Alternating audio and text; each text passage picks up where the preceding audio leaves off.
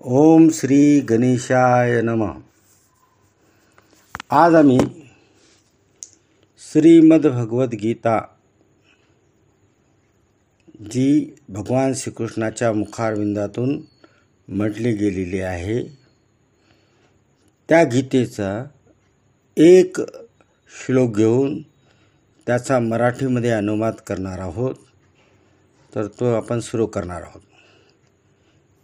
ओम श्री परमात्मने नमः.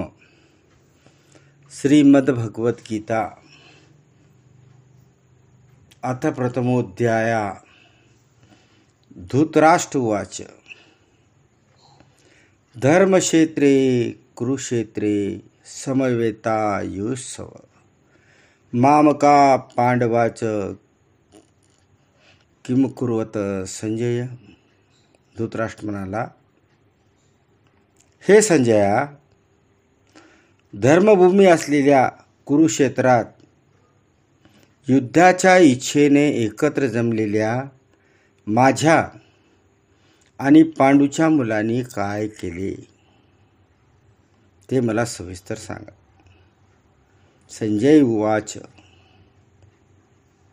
त्यावेळी संजय म्हणाला, दृष्ट्वा तु पांडवानीकम यूढम दुर्योधनस्तदा आचार्यमुपसंगम्य राजा वचन ब्रवीत. संजय म्हणाला, राजा, दुर्योधनाने व्यूहरचना केलेल्या पांडवाचे सैन्य पाहिले आणि तो द्रोणाचार्याजवळ जाऊन तो म्हणाला,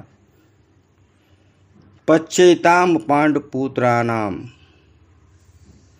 आचार्या महती चमुम चूढाम द्रुपदपुत्रेन तव शिष्येन धीमता.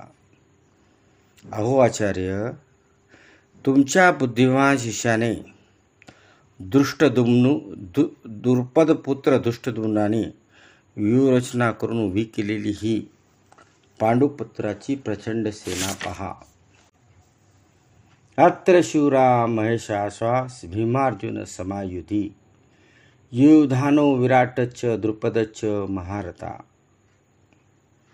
दुष्टकेतूच केचितान काशीराजाच वीर्यवान पुरुजित कुंतीभोजच शैवच नरभुंगवा युधामनुच्च विक्रांत उत्तमोजाच वीर्यवान सौभद्रो द्रुपदयाच सर्व एव महारथा. या सैन्यात मोठमोठी धनुष्य घेतलेले भीम, अर्जुन याच्यासारखे शूरवीर, सातकी, विराट, महारथी द्रुपद, दुष्टकेतू, चेकितान, बलवान काशीराज, पुरुजित, कुंतीभोज, नरश्रेष्ठ सैब्य, पराक्रमी युधामन्यू, शक्तिमान उत्तमोजा, सुभद्रा पुत्र अभिमन्यू आणि द्रौपदीचे 5 पुत्र हे सर्वच महारथी आहेत. अस्माकुतुम विशिष्टाये तान् निभो द्विजोत्तम नायका मम सैन्यस्य संज्ञार्थतान् ब्रवीमिते. अहो ब्राह्मण श्रेष्ठ, आपल्यातील हे महत्त्वाचे आहेत, हे जाणून घ्या. आपल्या माहितीसाठी माझ्या सैन्याचे जे सेनापती आहे ते मी आपल्याला सांगतो. भवान भीष्मच्च कर्णच्च कृपच समितिंजय अश्वत्थामा विकर्णच्च सोमदत्ती तथैवच. आपण स्वतः द्रोणाचार्य, पितामहा भीष्म, कर्ण, युद्धात विजय होणारे कृपाचार्य, अश्वत्थामा, विकर्ण, तसेच सोमदत्ताचा मुलगा भूरिश्रवा, अनेच बहवशुरा मदर्थे त्यक्त जीवता नाना सहस्रपर्णा सर्व युद्ध विशारदा. इतरही माझ्यासाठी जीवावर उद्धार झालेले पुष्कळ शूरवीर आहेत. हे सर्वजण निरनिराळ्या शास्त्राने सुसज्ज असून युद्धात पारंगत आहेत. अपर्याप्तम तदस्माकं बलम भीष्माभिरक्षितम पर्याप्तं तिविमे तेषां बलम भीमाभिरक्षितम. भीष्म पितामहांनी रक्षण केलेले आमचे हे सैन्य सर्व दृष्टींनी अजिंक्य आहेत, तर भीमाने रक्षण केलेले त्याचे सैन्य जिंकायला सोपे आहे. आयनेषु च सर्वेषु यथा भागमवस्थिता भीष्ममेवाभिरक्षन्तु भवन्त सर्वैवहि. म्हणून सर्व व्यूहाच्या प्रवेशद्वारात आपापल्या जागेवर राहून आपण सर्वांनी निस्संदेह भीष्म पितामहाचे सर्व बाजूनी रक्षण करावे. तस्य संजनयन हर्ष कुरुवृद्ध पितामहा सिंहनादाचे विनोदोंचे शंको दद्म प्रतापवान. कौरवातील उद्ध महापराक्रमी पितामह भीष्माने त्या दुर्योधनाच्या अंतःकरणात आनंद निर्माण करीत मोठ्याने सिंहासारखा गर्जना करून शंख वाजवला. गत शंखच्च भैर्यच्च पनवानक गोमुखा ससेवा हन्यत्यच सशब्द तुमुलो भवत. त्यानंतर शंख, नगारे, ढोल, मृदंग, शिंगे इत्यादी वाद्ये एकदम वाजू लागली. त्यांचा प्रचंड आवाज झाला. ततश्वेतैर्युक्तेहि महती सयंदने स्थितो माधवा पांडवा चेव तीय शंको पदध्वमतु. त्यानंतर पांढरे घोडे जोडलेल्या उत्तम रथात बसलेल्या श्रीकृष्णाने आणि अर्जुनानेही दिव्य शंख वाजवले. पाचजन्यम ऋषिकेशो देवदत्तम धनंजय पोंड्रम दद्मो महाशंख भीमक्रमाउरकोदर. भगवान श्रीकृष्णाने पाचजन्य नावाचा शंख, अर्जुनाने देवदत्त नावाचा शंख आणि भयानक कृत्य करणाऱ्या भीमाने पोंड्रम नावाचा मोठा शंख फुंकला. अनंत विजयम राजा कुंतीपुत्र युधिष्ठिर नकुल सहदेवच सुघोष मणिपुष्प. कुंतीपुत्र राजा युधिष्ठिराने अनंत विजय नावाचा आणि नकुल व सहदेव यांनी सुघोष व मणिपुष्क नावाचे शंख वाजवले. काश्यच्च परमेश्वास शिखंडीच महारथा दुष्टधुम्नो विराटच सातकीचा पराजित द्रुपदो द्रुपदयाच सर्व येथ पृथ्वीपते द्रौपदेच्छ महाबाहो शंखवान दधम पृथक पृथक. श्रेष्ठ धनुष असलेला काशीराज महारथी शिखंडी, दुष्टधुम्न राजा विराट, अजिंक्य सातकी राजा द्रुपद, द्रौपदीचे पाचही पुत्र, महाभाऊ सुभद्रा पुत्र अभिमन्यू या सर्वांनी हे राजा सर्व बाजूने वेगवेगळी शंख वाजवली.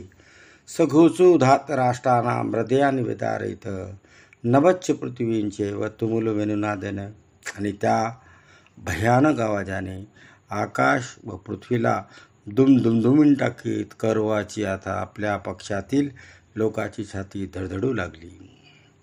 आता व्यवस्थान दृष्ट्वा धातराष्ट्रान कपिध्वज प्रवृत्ते शस्त्रसंपाते धनुर्धम्य पांडव ऋषिकेशम तदा वाक्य विदवाह महीपते.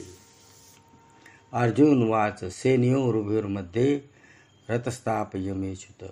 महाराज, त्यानंतर ध्वजावर हनुमान असणाऱ्या अर्जुनाने युद्धाच्या तयारीने उभ्या असलेल्या कौरवांना पाहून शास्त्राचा वर्षाव होण्याची वेळ आली तेव्हा धनुष्य उचलून तो ऋषिकेश श्रीकृष्णाला असे म्हणाला, हे अच्युता, माझा रथ दोन्ही सैन्याच्या मध्यभागी उभा करा. यावदित्ता निरीक्षेहम योद्धकामान वस्थितान कर्मया सह योद्धोयम अस्मिन् रणसमुद्यमे. मी रणभूमीवर युद्धाच्या इच्छेने सज्ज असलेला या शत्रुपक्षातील योद्ध्यांना जोवर नीट पाहून घेईन की मला या युद्धाच्या युद्धात कोणाकोणाशी लढणे योग्य आहे तो रथ उभा करा.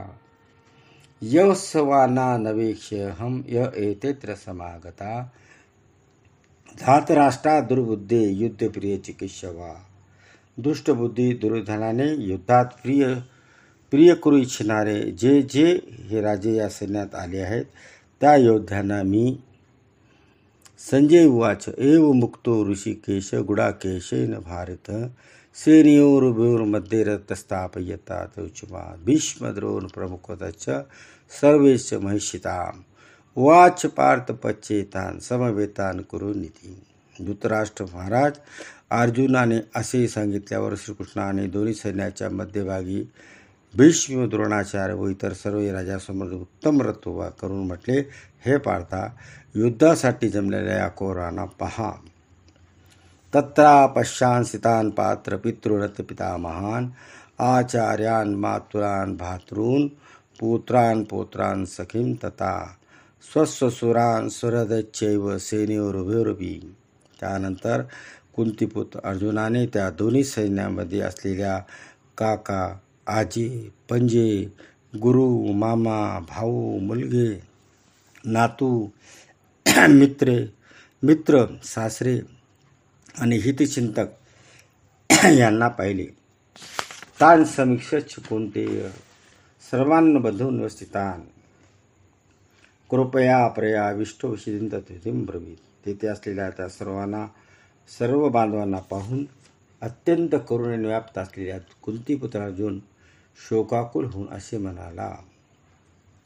अर्जुन उवाच दृष्टोऽयं स्वजनं कृष्ण युसं समुपस्थितं सिदन्ति मम गात्राणि मुखं च परिचुक्षति वेपथुच्च शरीरे मे रोमहर्षच जायते. हे कृष्णा, युद्धाच्या इच्छेने रणांगणात उभ्या असलेल्या या स्वजनांना पाहून माझे अवयव गळून जात आहे. तोंडाला कोरडे पडले आहे, शरीराला कंप सुटला आहे आणि अंगावर रोमांच उभे राहिले आहेत. गांडीवं संसते हस्तात तक्चेव परिदय्यते न च शक्नो मोस्तातुं भ्रमतीवचे मे मन. हातातून गांडीवं धनुष्य गळून पडत आहे, अंगाचा दाह होत आहे, तसेच माझे मन भ्रमिष्ठासारखे झाले आहे. त्यामुळे मी उभा देखील राहू शकत नाही. निमित्तानिच पश्यामि विपरीतानि केशव निच श्रेयोनुपश्यामि हत्वान स्वजनमावे. हे केशवा, मला विपरीत चिन्हे दिसत आहे. युद्धात आपत्त्यांना मारून कल्याण होईल असे मला वाटत नाही. न कांक्षे विजयम कृष्ण न राज्यम सुखानि च किं नो राज्येन गोविंद किं भोगिष्येन जीवितेन वा. हे कृष्णा, मला तर विजयाची इच्छा नाही, राज्याची नाही की सुखाचीही नाही. हे गोविंदा, आम्हाला असे राज्य काय करायचे? अशा भोगाने आणि जगण्याने तरी काय लाभ होणार आहे? एषा अमर्ते कांक्षितं नो राज्यं भोगा सुखानि च तै मे वसिता युद्धे प्राणास त्यक्त्वा धनानि च. आम्हाला ज्याच्यासाठी राज्य भोग आणि सुखादी अपेक्षित आहेत, तेच हे सर्वजण संपत्तीची आणि जीविताची आशा सोडून युद्धात उभे टाकले आहेत. आचार्या पितरा पुत्रा तथैव च पितामहा मातुला शशुरा पुत्रा शाला संबंधनी सता. गुरुजन, काका, मुलगे, आजे, मामा, सासरे, नातू, मेहुणे, त्याचप्रमाणे इतर अपत्य आहेत. हंतु एतान हंतुमिच्छामि ज्ञोतुपि मधुसूदन अपि त्रैलोक्यराजस्य हेतुकुं नु महिकुते. हे मधुसूदना, हे मला मारण्यात तयार आहे, तरी किंवा त्रिलोकाच्या राजासाठीही मी या स्वरांना मारू इच्छित नाही. मग पूर्तीची काय कथा? निहत्ते धातराष्टांना कापितिसया जनार्दन पापमेवाश्रये दस्मान हत्वायव नाततायन. हे जनार्दना, धृतराष्ट्राच्या मुलाने मारून आम्हाला कोणते सुख मिळणार आहे? या आतात्याला मारून आम्हाला पापच लागणार. तस्मान हार्या वयम हंतु धातरास्तान स्वबांधवान स्वजनम ही कथम हत्वा सुखीं स्याम माधवा. म्हणून हे माधवा, आपल्या बांधवांना, धृतराष्ट्रपुत्रांना आम्ही मारणे योग्य नाही, कारण आपल्याच कुटुंबा मारून आम्ही कसे सुखी होणार? यद्यपि ते न पश्यन्ति लोभोपहत चेतस कुलशकुतं दोषं मित्रदोहे च पातकं कथं न नेमस्माभिः पापादस्मान् निवर्तितुं कुलशकुतं दोषं प्रपश्यदेवी जनार्दन. जरी लोभामुळे बुद्धी भ्रष्ट झालेल्या यांना कुळाचा नाश झाल्यामुळे उत्पन्न होणारा दोष आणि मित्राशी वैर करण्याचे पातक दिसत नसले तरीही जनार्दना, कुळाच्या नाशाने उत्पन्न होणारे दोष स्पष्ट दिसत असतानाही आम्ही या पापापासून परावृत होण्याचा विचार का बरे करू नये. कुलशये प्रणश्यन्ति कुलधर्मा सनातना धर्मे नष्टे कुलकुष्णम अधर्मो भवत्युत. कुळाचा नाश झाला असता परंपरागत कुलधर्म नाहीसे होतात. कुलधर्मे नाहीसे झाले असता त्या कुळात मोठ्या प्रमाणात पाप फैलावतो. अधर्मात विभावात कृष्ण प्रदूषन्ति कुलस्त्रिय स्त्रीषु दृष्टार्षु वार्ष्णेय जायते वर्णशंकरे. हे कृष्णा, पाप अधिक वाढल्याने कुळातील स्त्रिया अतिशय बिघडतात आणि हे वार्ष्णेय स्त्रिया बिघडल्या असता वर्णव्यवस्थेला नाश होतो. शंकरो नरकाचे व कुलज्ञाना कुलस्य च पतंती पितृयोषाम लुप्तपिंडोदक क्रिया. वर्णशंकर हा कुळाचा नाश करणाऱ्यांना आणि कुळाला नरकाला नेतो. कारण श्राद्ध जलतर्पण इत्यादींना मुकलेले त्यांचे पितर अधोगतीला जातात. दोषो रते कुलज्ञाना वर्णशंकर कारके उत्साधनते जाती धर्मा कुलधर्मा शाश्वता. या वर्णशंकर करणाऱ्या दोषामुळे परंपरागत जातीधर्म आणि कुलधर्म उद्ध्वस्त होतात.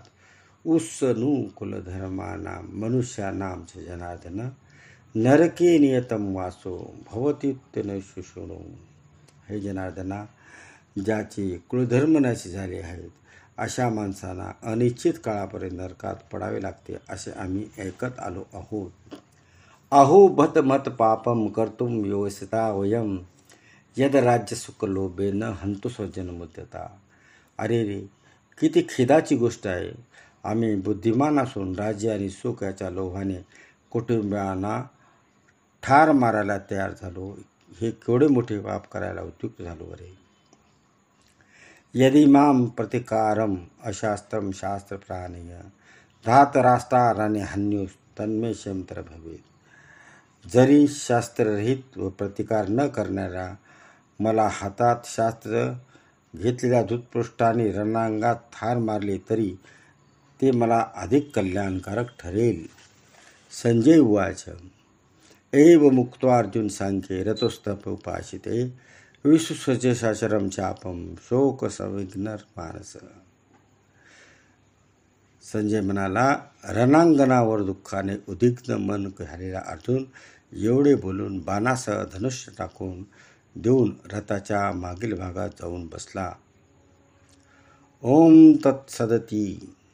श्रीमद्भगवद्गीतासु उपनिषत्सु ब्रह्मविद्यायां योगशास्त्रे श्रीकृष्णार्जुन संवादे अर्जुन विषाद योगो नाम प्रथमोऽध्यायः.